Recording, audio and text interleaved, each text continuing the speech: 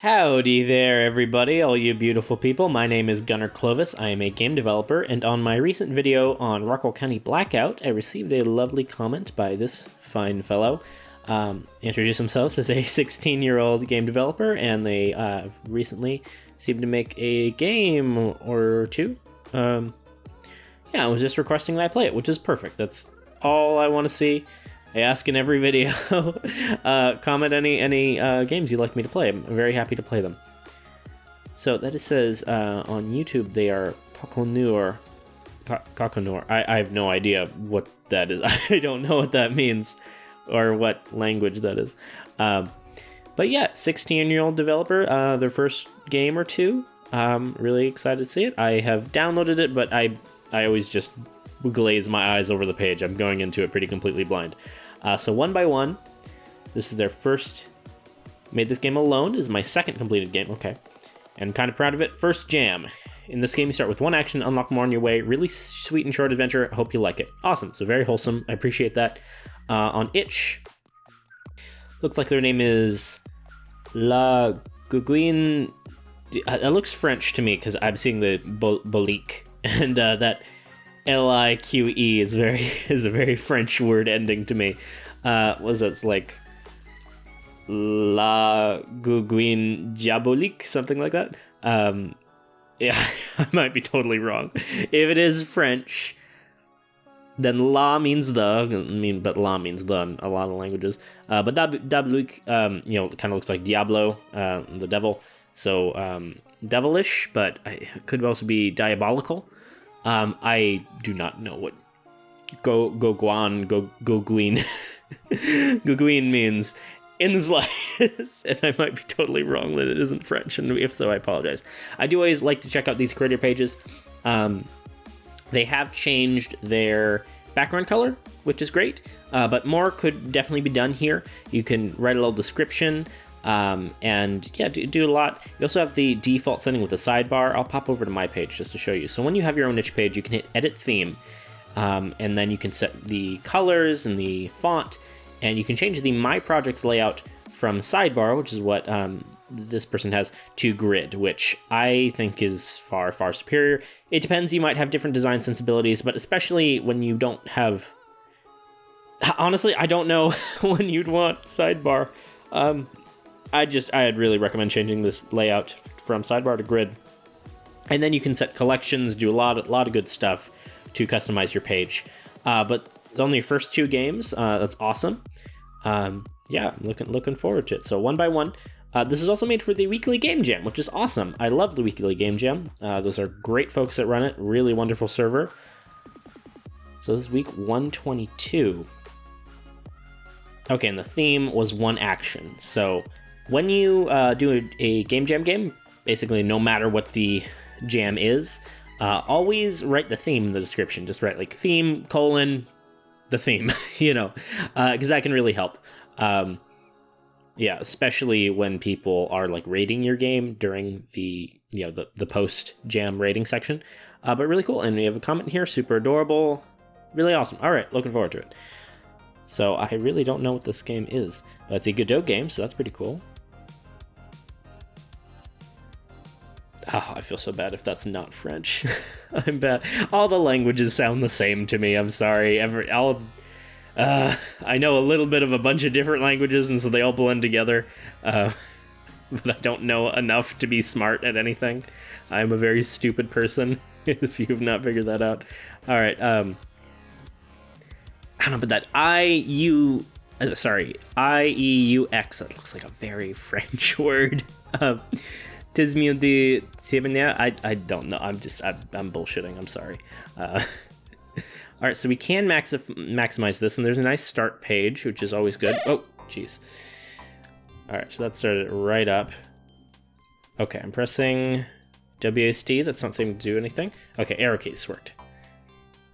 So I was wondering, so if my... Okay, yeah, so neither WSD or ZQSD is doing anything. All right, so I can't go backwards with the left, but I can move forward with the right arrow key. And that was part of the one action theme. Okay, and the game automatically restarts. That's awesome. Okay. I'm not really figuring it out. I do like the little eye movements. It's always really good feedback there, especially when the left key doesn't work. Okay, we have this moving platform. All right, since the moving platform went so far off screen, I didn't really know it was there. And here this looks really punishing. If I had just walked right there, I could have gotten stuck, potentially. Hopefully it would just kill me, but... Oh, jeez. Yep. Oof. Oof. Okay. Game is not restarting. I'm pressing R, it's not working. Okay, wiping the keyboard. Alright. Alright, looks like I'm just stuck. I'll restart, that's fine. Okay, so quick tips. No matter what engine you're doing, always try and change the default icon, and it looked like... yeah, you using this, the character sprite as the...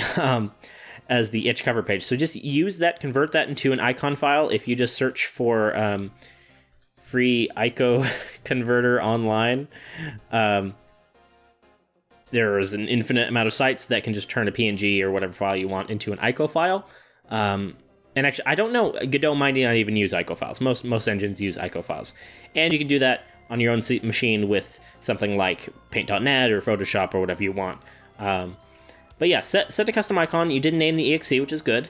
But yeah, custom icons really do a lot to make the game seem more professional. You do have music in the game, which is pretty cool. I do wish there's some menu music, though. I know it's hard to make multiple tracks, certainly, especially in a tight time limit and you're just starting out. But yeah, always good to just give some more life to the menu as well. Although, just you're having a menu at all, that's super great. It's better than you not having a menu. So start. Okay, these aren't doing anything, so I guess these are just the game assets. This is a little confusing, because like that exclamation box makes me think that it might be.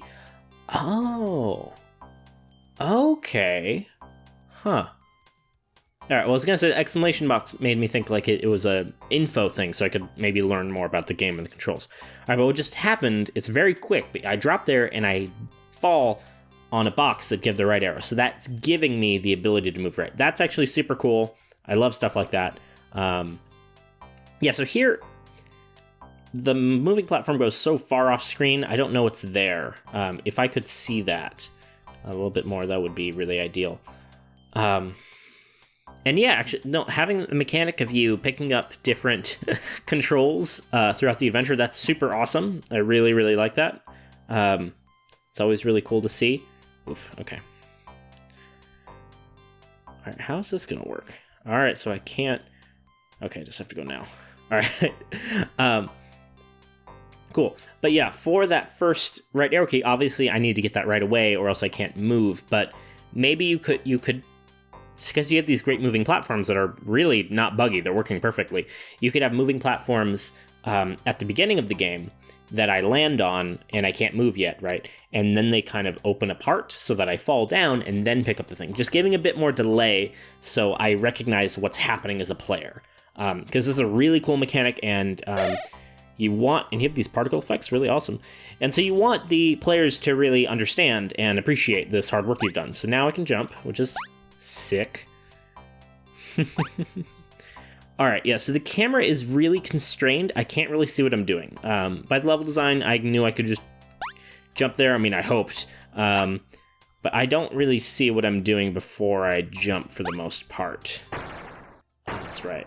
Oh, man. Okay, cool. It did restart there. And it restarted me when I picked up the jump. That's super cool. You have checkpoints. That's really nice. I fully expected it to start me at the beginning of the game.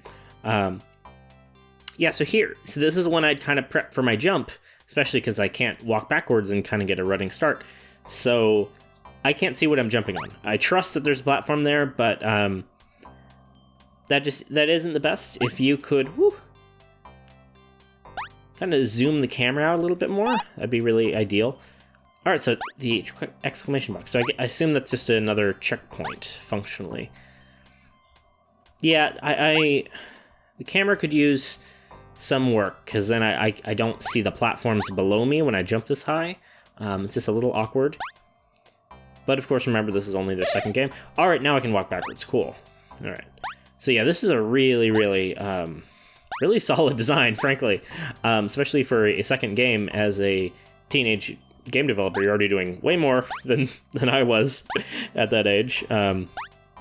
Especially knowing about itch and using that, which is super awesome to see. All right, there, and then you use the checkered flag thing to signify the end of the level. All right, cool. So yeah, that was really short, but that was really excellent. Yeah, for starting game, really nice, using particle effects, and yeah, frankly, this is like a pretty decent game design. In picking up the incremental abilities is really smart and fun and clever. I've seen it before. It's not like a completely new idea, but you know, it's impossible to have new ideas. But it is still really unique and fun, and I'm really happy to see it.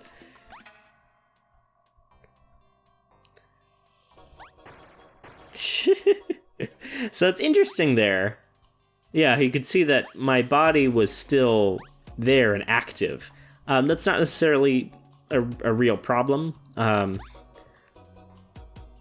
mean, maybe that like I collided with the other orange block as I fell through. But it's not a real issue, but it's just interesting to see the workings of the game in that way. Man, I nailed this jump the first time, and now I cannot do it. All right, here we go. Yeah, so let me... I mean, that's a checkpoint, right? I just want to see it. Yeah, cool. Yeah, so if the camera could stay... In this case, with this level design, I just wish it was zoomed out a little bit more so I could see what I was doing. But you could do other things with the camera if it was tweening, because right now it's just kind of locking to my movements.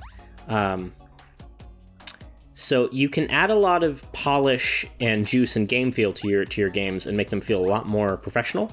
Which again, this is a teenager's second game, so I'm not expecting any of this. I'm just trying to offer advice. There we go. Having values not behave linearly or snap, if they change kind of more naturally, incrementally over time through a process we call tweening or in-betweening or easing, that can really improve experiences of games. So yeah, that's really great. Yeah, so just show you what I mean. If you go to easings.net, which is a wonderful website, these are all of the primary eases. So instead of this actually does not have a linear thing, but you know, a linear line, it's just a 1-to-1 ratio between the X and Y on the graph. So it's just a straight diagonal line across, right? That's how numbers are normally handled. But if you add this kind of slow incremental changes, so these are using different pretty simple formulas using sine waves, cubics, quints.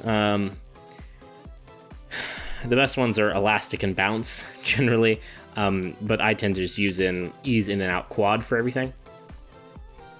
So these make it so you see the values in ease in out. It starts slower, speeds up, and then slows back down. Where if you just do that, starts slower, speeds up over time, starts faster, slows down. These make movement seem a lot more natural. And so it's really great for basically everything in your game, from changing colors to even adjusting audio levels. Frankly, I do that a lot in my own work.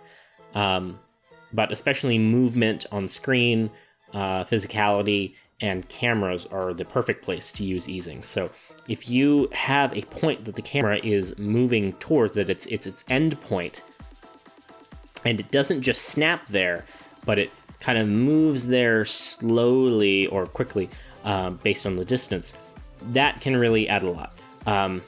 So yeah, that's something I would really recommend looking into.